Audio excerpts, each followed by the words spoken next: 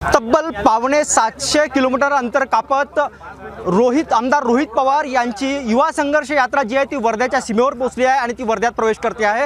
याच दरम्यान वर्ध्याच्या सीमेवरती रोहित पवार जे आहेत या विदर्भातल्या थंडीचा एकूण कडाक्याची जी थंडी आहे या थंडीचा आस्वाद घेत शेकोटीमध्ये सुद्धा आपला एकूण उष्णता घेण्याचा प्रयत्न करतात आहे। आणि याच पूर्वसंध्येला अधिवेशनाच्या पूर्वसंध्येला महाविकास आघाडीने जे आहे ती भूमिका घेतली की सत्ताधारी किंवा सत्ताधीशांच्या चहापानावर बहिष्कार टाकण्याची जी भूमिका घेतली, काय सांगाल नेमकं कशा पद्धतीनं याकडे पाहताय?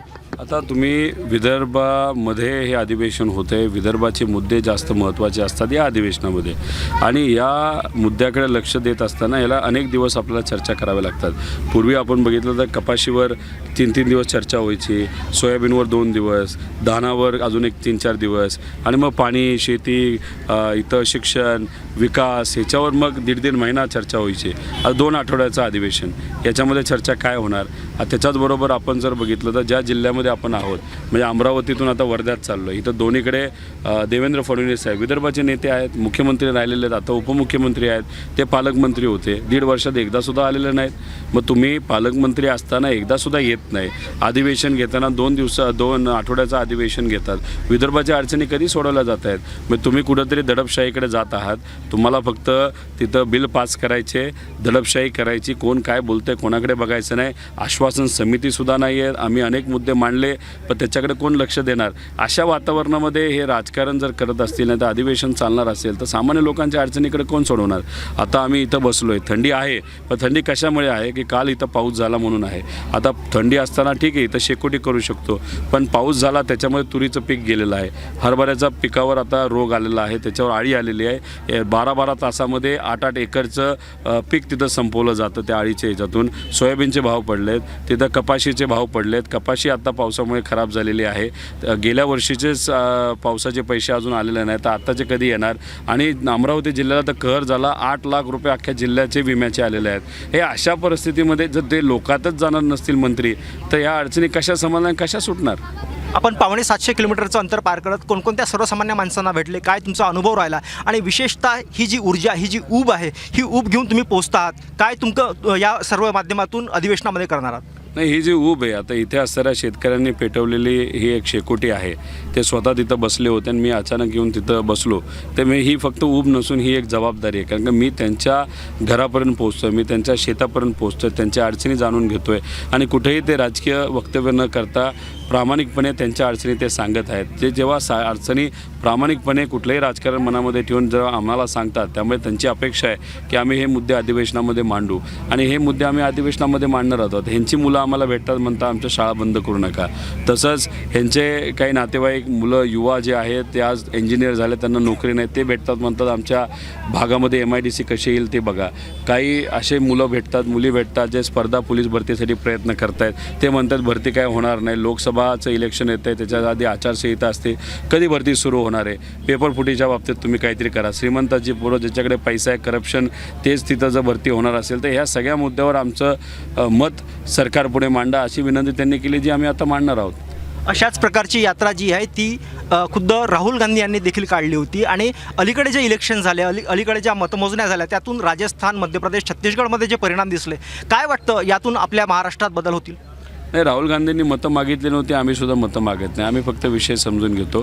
हे जे काही इलेक्शन झालं जिथं जिथं आपले काँग्रेसनी एक बदल केला नाही तर एक प्रयोग केला तिथं त्यांना यश आलेलं आहे। जिथं सेम पद्धतीने राजकारण, सेम पद्धतीने इलेक्शन जिथे जिथे लढलं, जसं तुम्ही ह्याच्यामध्ये राजस्थानमध्ये झालं, मध्य प्रदेशमध्ये झालं, तेच नेते, तेच ते आमदार, कुठलाच बदल नाही आणि तीच ती स्ट्रॅटेजी। आता तुम्ही तेलंगणामध्ये बघितलं तर माणूस नवीन, ताकद नवीन, वेगळी स्ट्रॅटेजी, लोकात जाऊन लोकांचे प्रश्न समजून घेऊन ज्या अडचणी, त्याच्यामध्ये पेपर फुटीचा पण विषय तिथं होता, तर या सगळ्या मुद्द्यांवर म्हणजे ॲक्च्युअल रिअल मुद्द्यांवर तिथं लढलं गेलं। तिथं जिथं प्रयोग झाला तिथं काँग्रेसला विजय मिळाला। महाराष्ट्रामध्ये सुद्धा सकारात्मक लोकांच्या बाजूली प्रयोग या महाविकास आघाडीच्या सर्व पक्षांनी जर केला, यश यायला काही अडचण नाही, पण सत्तेत आल्यानंतर लोकांना विसरून जाणं हे योग्य नाही। त्यामुळे आपल्याला आश्वासन द्यावं लागेल आणि ते सरकार आल्यानंतर पूर्ण करावं लागेल। सध्या मराठा आरक्षणाचा मुद्दा गाजतोय, हा राजकीय मुद्दा होऊ शकेल भविष्यात? आपल्याला जानेवारीमध्येच कळेल याबाबतीत काय होणार आहे, कारण 24 तारखेपर्यंत तरी सरकारने वेळ दिलेला आहे. 24 तारखेच्या आधी अधिवेशनामध्ये आम्हाला जेव्हा संधी दिली जाईल बोलण्याची, आम्ही याच्यावर डिटेलमध्ये बोलू. पण जे बीडमध्ये घडलं तिथं मराठा ओबीसी करण्याचा प्रयत्न सरकारमध्ये असणाऱ्या एका नेत्याने, एका शक्तीने तिथं केला, ज्याच्यामुळे पोलिसांनी 7 तास काही कारवाई तिथं केली नव्हती, नुसती जाळपोळ होऊन दिली. त्याच्यावरूनच कळते की सरकारच्या डोकामध्ये जसं 2018ला कोरेगाव भीमाला तिथं 2 समाजामध्ये वाद निर्माण केला गेला, योगायोगाने इलेक्शनच्या आधीच केला गेला लोकसभेचा. योगायोग आत्ता असं आहे की ओबीसी मराठा होते आणि ते सुद्धा इलेक्शनच्या आधी होते लोकसभेच्या. त्याच्यावरूनच समजून घ्या कोण पोळी भाजते या सगळ्या विषयांवर. सामान्य लोकांचे मुद्दे राहिले बाजूला, नको त्या विषयावर आपण वाद घालतोय. आरक्षण महत्त्वाचं आहे, त्यासाठी मार्ग लावू शकतो, पण वाद आणि जे काही राजकीय भाषणं काही लोकांमध्ये चाललेले आहेत ते कोणाच्याही हिताची नाहीत. मार्ग काढणं हे हिताचं आहे, महत्त्वाचं आहे. एक शेवटचा प्रश्न घेतोय. 12 डिसेंबर रोजी आपण नागपूरला पोहोचतोय आणि त्याच दिवशी शरद पवार यांचा वाढदिवस आहे. शक्ती प्रदर्शन करण्यात येणार अशा सूचना, अशा एकूण चर्चा होते आहे. नागपूरमध्ये मोठ्या प्रमाणात शक्ती प्रदर्शन होईल, काय सांगाल? आम्ही कधी शक्ती प्रदर्शन करत नाही, पण जे काही प्रदर्शन होईल ते सरकारला परवडणारं नसणार. जे काही मुद्दे असतील ते राजकीय नसून सामान्य लोकांच्या हिताचे असतील आणि जे मुद्दे आम्ही घेऊन आत्ता चाललो आहोत, आता 800 किलोमीटर आम्ही चालणार आहोत, तेच मुद्दे आम्ही तिथं मांडणार आहोत. एक संघर्ष काय असतो, संघर्षाची ताकद त्या दिवशी आपल्याला कळेल. विनंती सरकारला एवढीच आहे, 12 तारखेला ती सभा आहे, त्या सभेच्या आधीच सगळे विषय मार्गी लावा, नाहीतर कदाचित नंतर तुम्हाला ते परवडणार नाही. 12 तारखेला जी सभा आहे त्या सभेच्या आधी आपले प्रश्न जे आहेत, एकूणच जे मुद्दे मांडण्यात आले, सर्वसामान्य माणसांनी सांगितलेले हे मुद्दे किंवा या यात्रेतून आलेले जे मुद्दे आहेत हे मार्गी लावण्याचं आव्हान एकूणच सरकारपुढे आमदार रोहित पवार यांनी केलं आहे. आणि युवा संघर्ष यात्रा जी आहे ती 12 डिसेंबर रोजी नागपूर येथे पोहोचते. त्यानंतरच नेमकं काय घडतं ते पाहणं महत्त्वाचं आहे. एकनाथ चौधरी, ABP माझा, वर्धा. ABP माझा, उघडा डोळे बघा नीट.